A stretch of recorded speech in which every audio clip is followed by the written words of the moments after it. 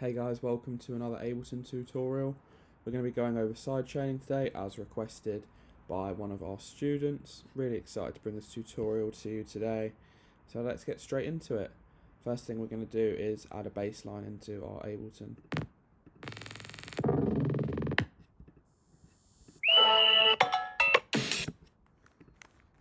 Get a bass.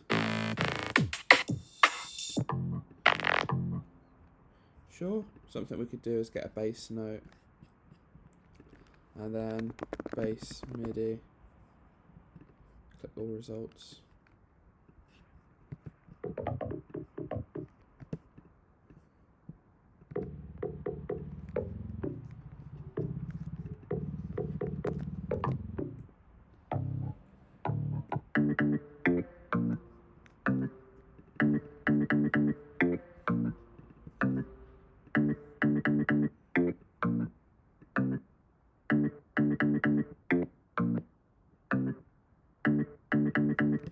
Okay, so we've got a cool little bass line going on, and now we're going to add a kick. Just put that underneath the groove. This is from one of my sample packs, which you can get in the course. It's included.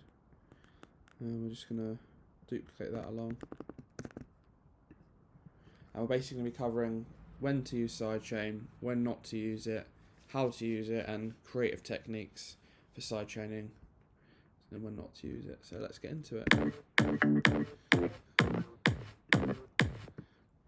So we've got this cool kind of bohemian groove going on. So the number one time when we want to load the compressor and activate sidechain is when we're compressing our bass to our kick. So we're just going to load a compressor, click sidechain, and then change the audio from to our kick sample. So as you can see here, this one's kick. And if it's not clear enough for you guys, you can rename the kick layer, the track, as kick, and now the sidechain will be linked to the kick. You don't have to rename it, of course, but it's there if you want to. And now the bass will be sidechained successfully to the kick. So we can see the signal here of the kick drum, and then we can lower the threshold to make the bass a bit more sidechained.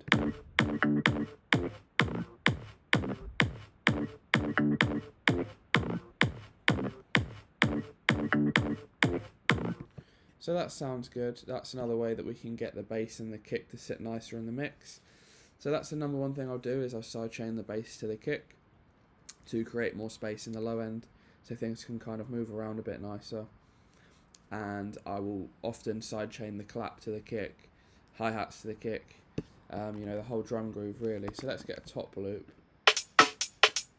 Okay.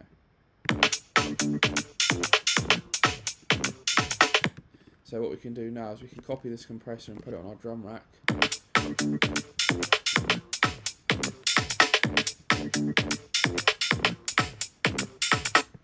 I did that by left clicking on the compressor here.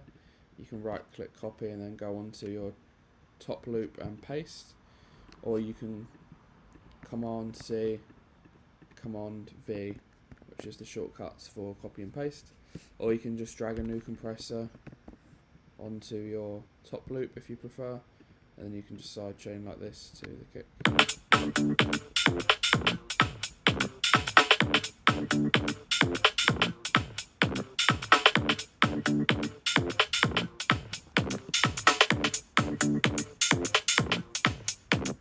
Another thing I like to compress is the vocal. So we must hang out, hello, hello, capital week. So let's get this vocal and see if we can get it to sit nicely in the mix with everything.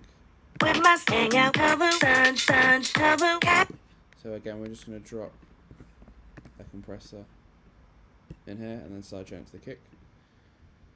Kick, kick, kick. We must hang out, hello, hello, capital week. We must hang out, hello, hello, capital week. We must hang out, hello, hello, capital week. We must hang out, hello, hello, capital. And you can really hear and see that the signal's ducking there, and that's the effect of sidechaining. It creates that kind of bouncy feel that you want. I think it sounds absolutely amazing.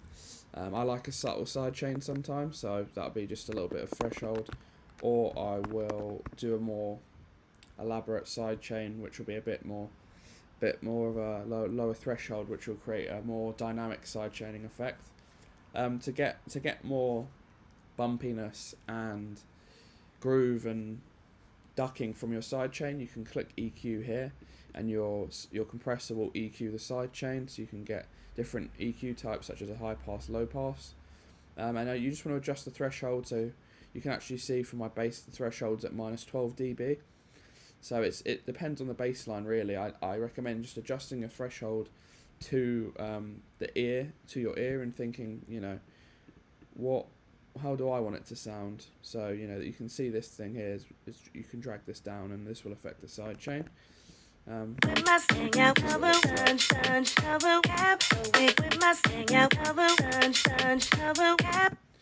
yeah, that's great. It's good for mixing down because, like I said, it creates more space in the low end.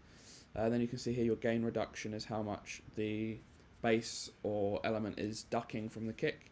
Sometimes I like to sidechain the bass to the clap as well, and that will just give more space when the clap hits, maybe for a breakdown or something, and then you could automate and turn off the compressor after that, and then you just have the kick rolling throughout the track. So yeah, guys, essentially that is sidechaining. The only time I wouldn't sidechain really is if I felt it didn't add any value to the mix, but 9 times out of 10 sidechaining to the kick is a great way of adding value, making it feel better. And I'll include a sidechain template for you guys. I'll just make one now quickly if you like.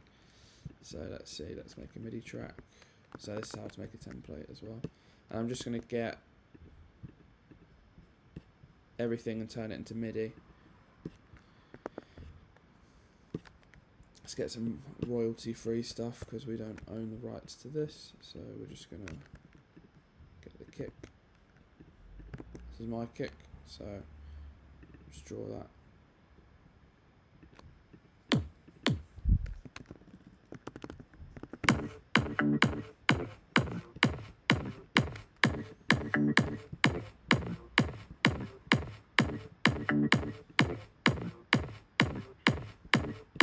And again, we're just going to adjust the threshold.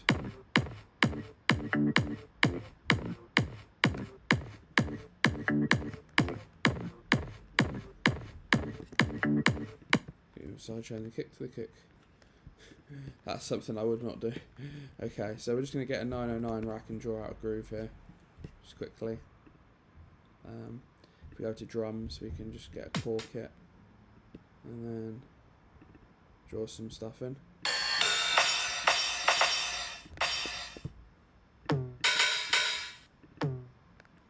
Just get a quick little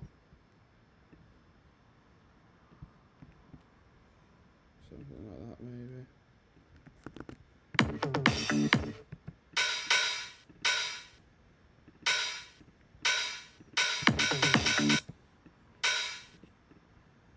Sorry, what am I doing here?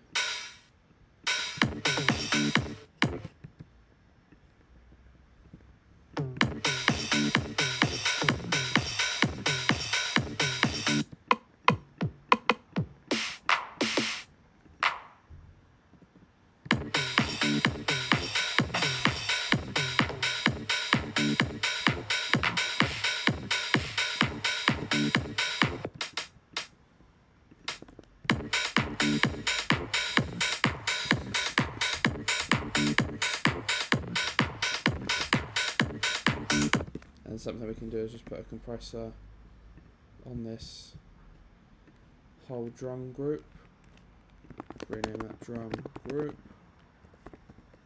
and then we can compress that to the kick, and then drag the threshold down to adjust for sidechain.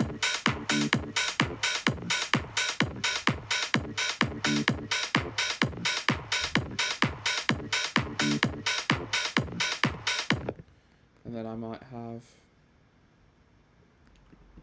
another MIDI track for the clap, so we'll just get another 909 kit.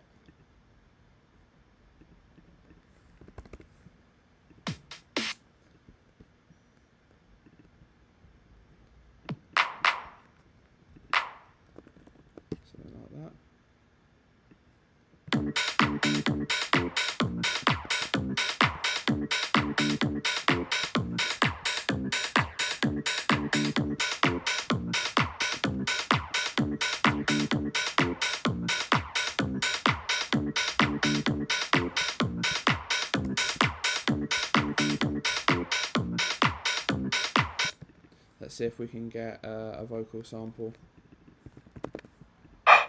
Yay. Okay.